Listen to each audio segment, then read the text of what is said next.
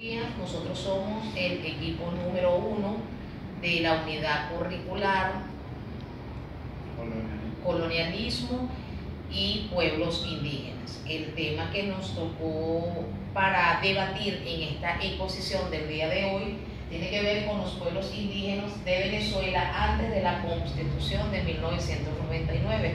Este equipo está conformado por Gabriela Parra, Gabriel Pinto, Héctor Martínez, Giuselin Mar Díaz, quien se encuentra grabando, y mi persona, Luis Díaz.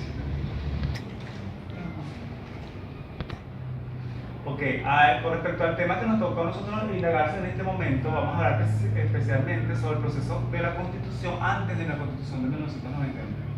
Como podemos ver en la Constitución, en estas constituciones, el punto importante que debemos tomar en cuenta es que estas constituciones no tomaban en consideración al indígena. Todo lo contrario, eran llamados indios, como es el caso de la Constitución de 1811, que es la primera constitución, que podemos darnos cuenta también que en esta constitución no se establecieron, no se reconocieron los pueblos indígenas como tal, al punto que fueron denominados indios. Encontramos también desde 1819 a 1821 en estas constituciones, un punto importante que tiene que ver es que aún en este proceso tampoco se reconocían los indígenas, salvo que algunos derechos que ellos adquirieron a lo largo de los años que tienen que ver con su territorio. Lo importante en este periodo tiene que ver precisamente con el proceso de evangelización a los que fueron sometidos los indígenas en esa oportunidad, donde no se reportaban sus creencias y sus cultos dentro de su organización. En el año 1830-1857 conforman un grupo social con una cultura independiente y ellos conforman una cultura netamente independiente. Entonces esta constitución de la año 30 reconoce que tienen una cultura distinta al del resto de los venezolanos. Vemos como por ejemplo en el artículo 4 de la Constitución de 1857 empezamos a hablar del proceso de esclavitud. Venezuela determina que ya no puede existir más esclavitud dentro del territorio nacional, lo que significa que los indios o los indígenas, mejor dicho, de entonces, eso en cierta manera nos beneficiaba. Vemos también en el año 1854 que todos los territorios ocupados por tribus indígenas podrían ser separados de sus provincias. Entonces, en el año 1854 los indígenas podrían ser separados de sus provincias. En cierta forma, esto quiere decir que este grupo vulnerable estaba separado en los contextos constitucionales, ¿verdad?, dentro de la estructura de nuestra sociedad. Vemos más adelante, en el año 1864, en su artículo 43, que no pueden existir regiones despobladas de indígenas nacionalizados. No pueden existir ellos dentro de la comunidad del territorio. Cuando exista ese tipo de estructura dentro de su territorio nacional, ellos estaban en cierta manera execrados.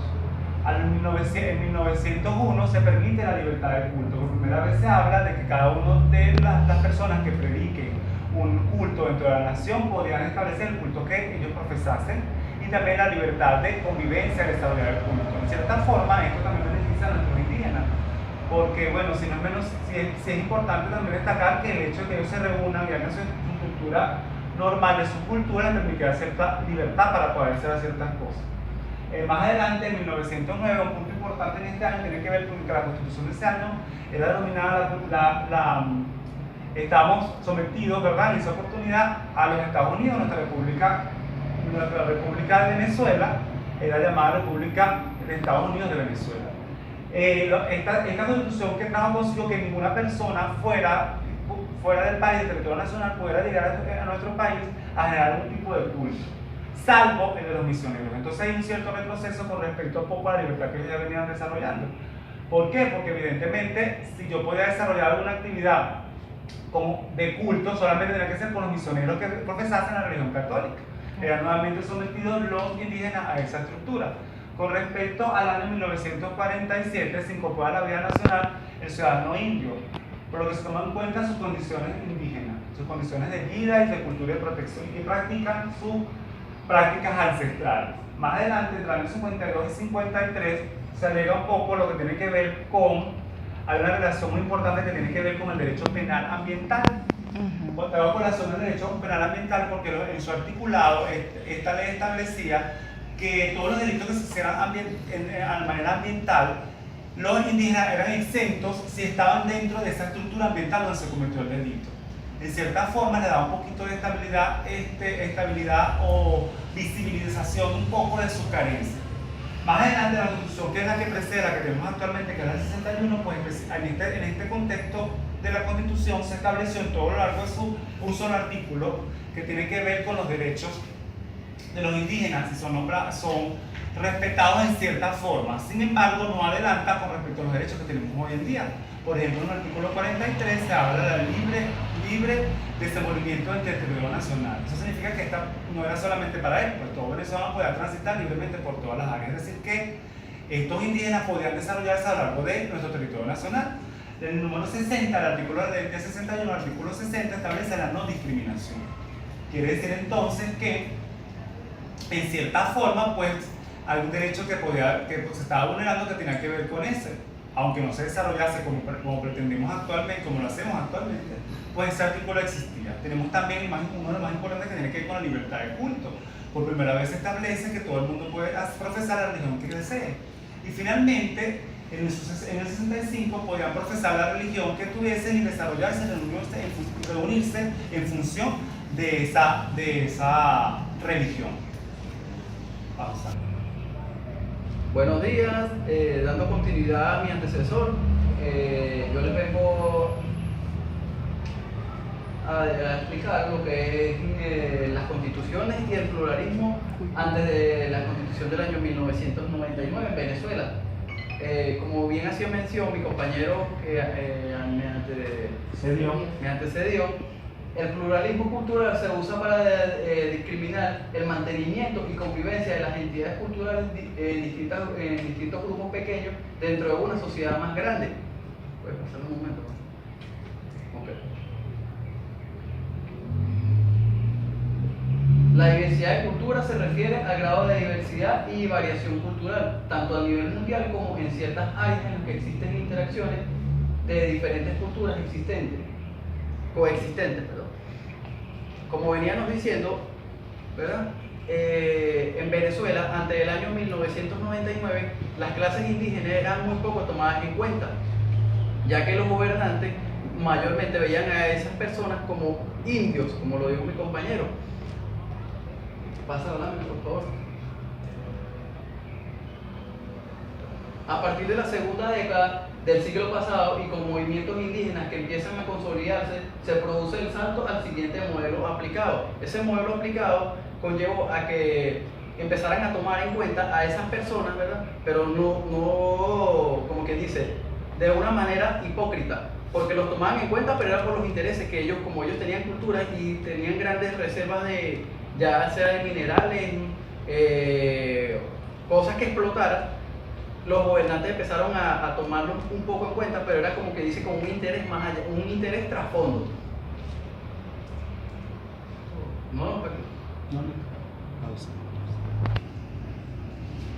Como venimos desarrollando dentro del colonialismo y los pueblos indígenas, estamos tocando un punto relevante que es el pluralismo jurídico.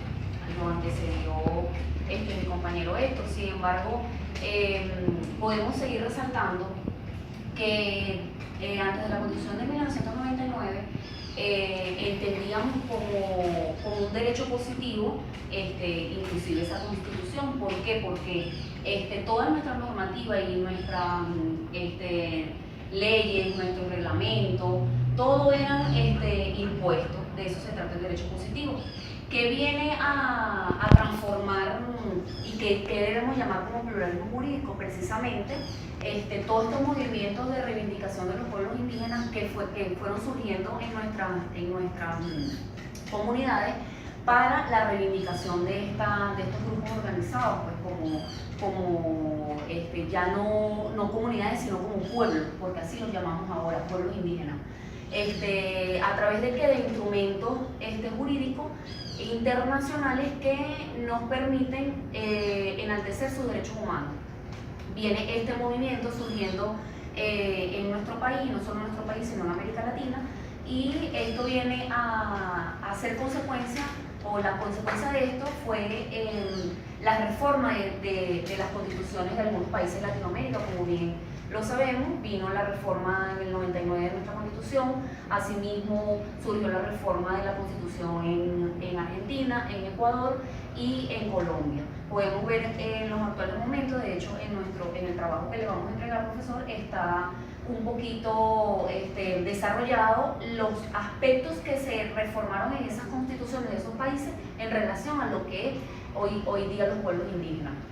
Entonces, ¿qué conllevó este pluralismo jurídico? Que esto irrumpe en un nuevo paradigma donde estamos reconociendo como lo dije, no comunidades indígenas, sino pueblos indígenas ya como tal. Conseguimos dentro de, puedes cambiar la lámina, conseguimos dentro de toda nuestra investigación unos documentos internacionales que nos gustó mucho y por eso lo trajimos hoy a nuestra exposición, que nos permite conocer un poquito de la historia de dónde vienen esas reformas. Pudimos encontrar el convenio 169, que es el más actual, que se hizo en 1989, lo han ratificado 22 países de Latinoamérica, bueno, no solamente Latinoamérica, hay otros países también de Europa y de otros continentes, donde esto permite, es el documento rector, el documento ahorita de mayor peso, que ha permitido que en estos países que hemos sufrido las reformas y estamos tomando en consideración nuestros pueblos indígenas como pueblos indígenas, es uno de los documentos de mayor peso.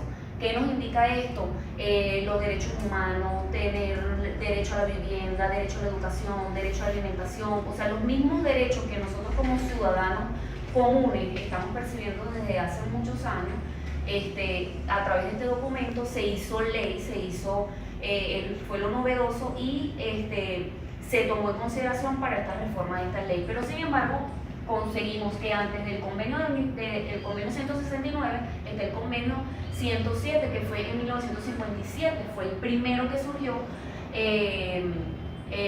avalado por 29 países, donde comenzamos a ver ya desde 1957 que estaban siendo tomadas en cuenta estas comunidades, pero con ciertas limitaciones y ciertas imposiciones, sin embargo, y no habían sido legisladas en nuestras cartas magnas. Entonces, nos pareció importante traerlo hoy en día, porque para nosotros fue novedoso y es importante conocer de dónde surge este pluralismo y por qué lo llamamos de esta manera. Buenos días. Bueno, para continuar con la exposición, yo les voy a hablar un poco sobre la definición multiétnica pluricultural en nuestro país. Es cuando un grupo de personas de diferentes culturas tienen un mismo interés en cuanto a nuestro país. Es por eso que nuestra Constitución de la República Bolivariana por primera vez crea un capítulo entero para los derechos fundamentales de los pueblos indígenas y sus comunidades, y sus lenguas sobre todo. Es por eso que nuestra Constitución, en sus artículos 119 al 126, establece los derechos al reconocimiento de los pueblos indígenas, sus lenguas, sus comunidades y sobre todo la protección a sus tierras, lo cual viene siendo inembargable e intransferible. Es por eso que nuestra república hoy en día se dice que es un país multiétnico pluricultural, porque él busca la protección de las diferentes culturas que se encuentran en nuestro país para dedicarse como si estuvieran en su casa. Entonces, es por eso que podemos decir que nuestro país está lleno de diversidad y dando importancia a mantener nuestras historias siempre protegidas. Gracias. Bueno, dándole continuidad a la exposición, un tema no menos importante tiene que ver con la Asamblea Constituyente como participación o protagonista o liderazgo que tienen estos pueblos indígenas, ¿verdad? Es muy importante recalcar que con la llegada de nuestro presidente Hugo Rafael Chávez Frías en el año 99, él resaltó un concepto muy importante que tiene que ver con la multietnicidad y la pluriculturalidad, ¿verdad? Es importante entender que a raíz de la asamblea, ¿verdad? Está representado por el poder originario y emana de la soberanía del pueblo. En el año 1999 se comenzó a formar un debate que estuvo presidida por el diputado Aristóbulo Istúriz, que era parte de la comisión mixta, ¿verdad?, para la discusión de los deberes, de los derechos y garantías de estos pueblos indígenas.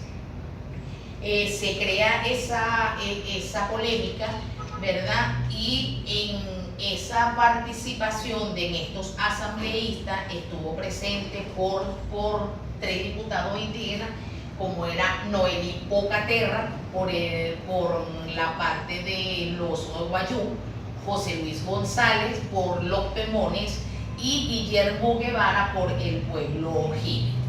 También es muy importante recalcar que con la Constitución del año 1999 se comienzan a crear una serie de ministerios, una serie de leyes, ¿verdad?, para la protección de estos pueblos indígenas, que tenía que ver con su cultura, con su lengua, con su idioma, con su religión, pero algo muy importante que fue recalcado en esta asamblea y que aún sigue siendo protagonista es la identidad, ¿verdad?, y lo que tiene que ver con las tierras indígenas de ellos. Entonces, hay otras leyes y otros movimientos como el MIMPI y el CONIVE, que fueron creados a partir del año 2009, con la misma intención siempre de darle un poquito de identidad y de poder a estas comunidades indígenas que por mucho tiempo, ¿verdad?, fueron como recriminadas o fueron discriminados de esta sociedad. Finalmente, bueno, para terminar nuestra exposición, como ya mis compañeros ya lo dijeron, están enmarcados todos sus derechos entre los artículos del 116 al 125. Es muy importante en esta lámina se recalca a algunas de nuestras comunidades indígenas o pueblos indígenas que hacen vida en nuestro territorio nacional. Muchísimas gracias.